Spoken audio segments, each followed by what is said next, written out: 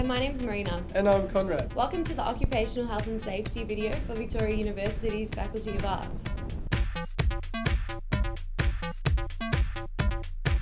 Occupational health and safety addresses safety on and off the campus.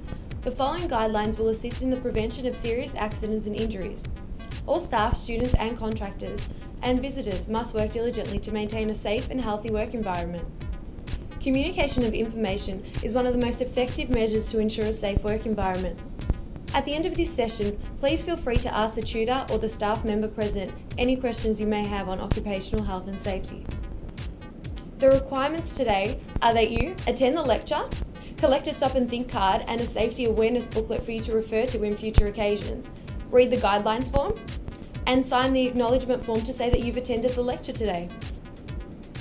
Also, don't forget to sign the Terms and Conditions Acceptance form that will be provided to you. Submit these forms to your lecturer or the staff member present at the conclusion of the induction session. Code of Safe Practices.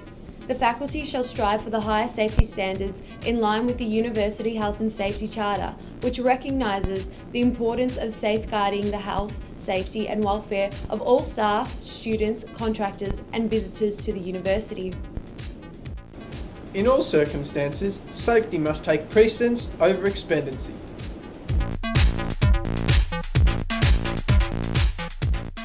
Your coursework means that you will be working in a variety of environments. You need to be continuously aware of health and safety factors that might pose a risk. For example, are any of the fire exits blocked in any way? Are you using any unstable shelving? Do any of the electrical cables appear to be damaged? Have you noticed anyone acting in any unsafe or risky manner? Remember, occupational health and safety is a universal responsibility. If you notice something that concerns you, or if you're unsure, speak to your tutor or a staff member so that risk factors can be managed. It's better be safe than sorry. Some general points to remember. Never block fire exits or access to fire equipment. In an emergency, follow the directions of the fire warden for your area. Keep areas tidy to avoid tripping or other accidents. Do not work on slippery or unstable surfaces. Pranks and horseplay are unacceptable. Distractions can lead to accidents or injuries. And just remember to always switch your phones off or turn them to silent during lectures or class. You're required to dress appropriately for the task at hand. For example, you may be required to wear personal protective equipment such as eye protection for certain situations. Under no circumstances are you to work under the influence of drugs, illegal substances, alcohol, or any prescription medication that could interfere with your alertness. Building 7 at Victoria University in St Albans has a television production studio that has its own set of rules and regulations. For example, under no circumstances are you to obstruct the emergency exit doors. You must ensure that they can be opened from the inside at all times. You must not expose flammable, decorative materials to the TV studio lights or to the portable lighting kits that are available. All equipment, fixtures and props must be properly secured whilst using the TV studio or when on location. All cables in the TV studio should be kept neat. Cables in walkways and traffic areas should be covered with cable crossovers and taped down with gaffer tape. This particularly goes with situations in the television studio where you have actors or members of the general public on set and are unaware of the studio discipline. Whilst using the TV production studio, students cannot work on the ladders. However, students may request the aid of a staff member who can use the appropriate platform step ladder. Building 7's TV studio has a loading bay, which has its own regulations for use. The door must be opened from the inside and held in the open position using the appropriate sandbags. Use the dedicated trolleys to transfer equipment and/or ask for student or staff assistance with heavy objects. The studio loading doors are to be open for a maximum of 10 minutes only. If held open for longer, students or staff members may be fined by university parking. Once the task is complete, securely shut the doors and check that they are locked.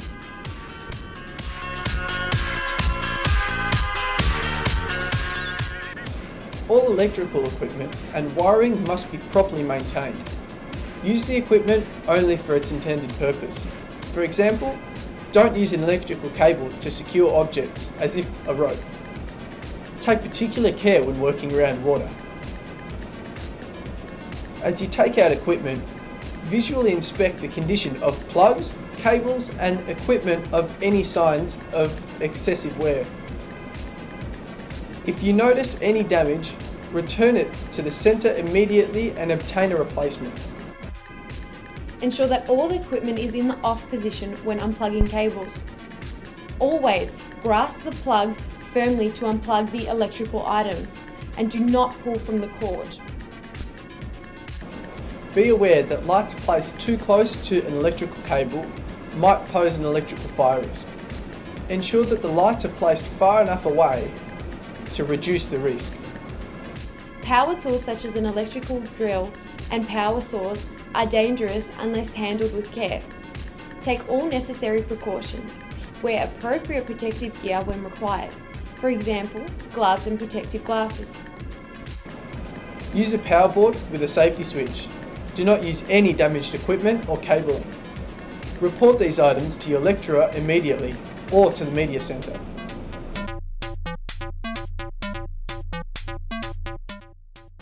As part of this session, you'll be issued with a Stop, Think, Plan and Stay Safe card. This card is issued to assist you in identifying hazards and control the risks prior to commencing your task. Following the steps outlined on the Stop, Think card may help you prevent injury when lifting or moving heavy objects. Stop, think, plan and stay safe. Stop and observe the work area. Think about the task to be performed and identify the potential hazards. Assess the risks and include them in your plan. Complete the tasks according to your plan and stay safe. When you're lifting and moving heavy objects, check for slippery surfaces, blocked pathways, the weight and the shape of the object. Use lifting devices or get assistance if the objects are extremely heavy. Working at height often occurs in television production. If there is a chance of a fall of more than 2 metres in any circumstance, then the falls regulation applies.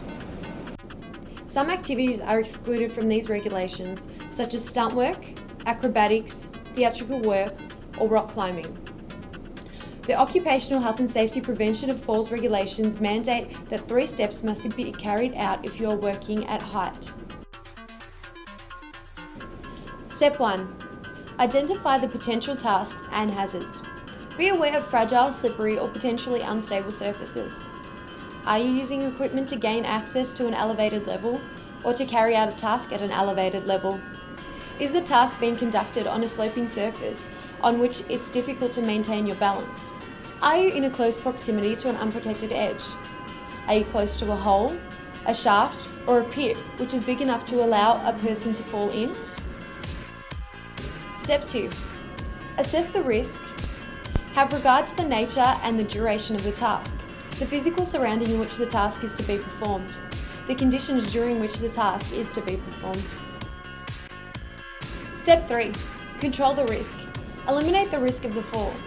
If it's not possible to eliminate the risk, reduce the risk as much as possible and assess all factors before continuing. The preferred control measures are those that are not dependent on workers' skill or action of them to be effective. To prevent a fall in most situations, it's better to use a fixed barrier compared to a safety harness and anchoring system.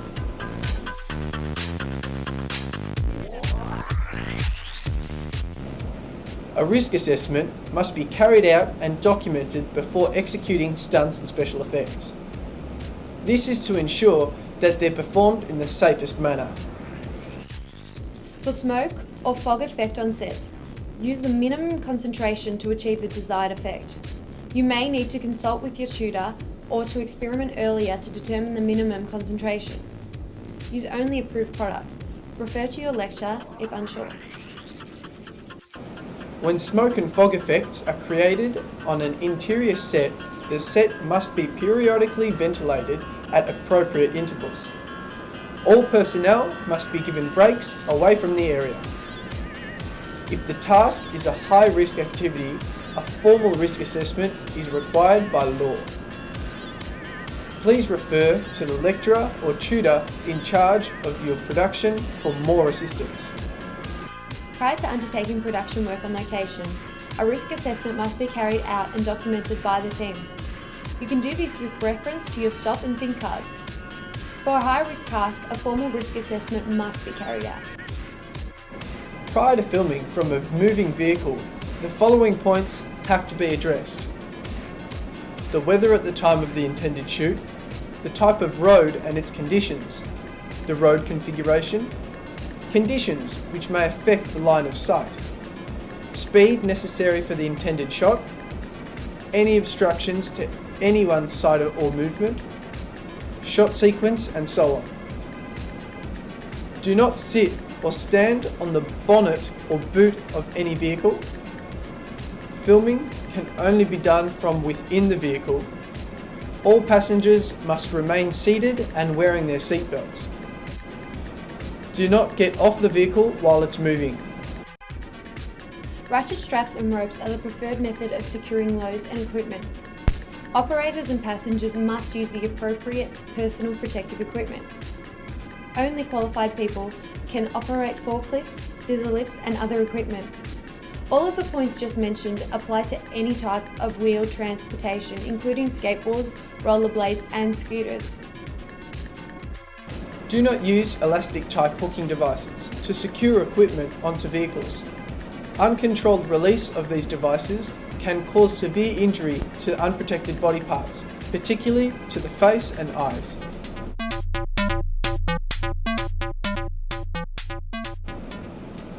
If an accident occurs, firstly, all injuries must be reported to your lecturer or tutor at the date of occurrence and should be treated by a first aid officer.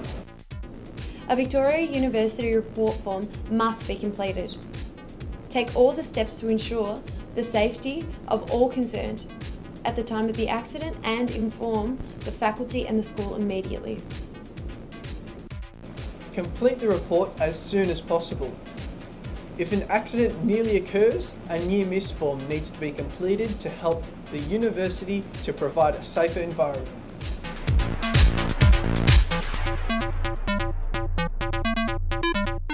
In summary, for high-risk tasks, a formal risk assessment is required.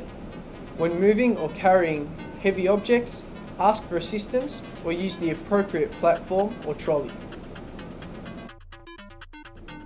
Contact your tutor or lecturer for help with any aspect with occupational health and safety that concerns your production. And remember to always stop, think, plan, and stay safe.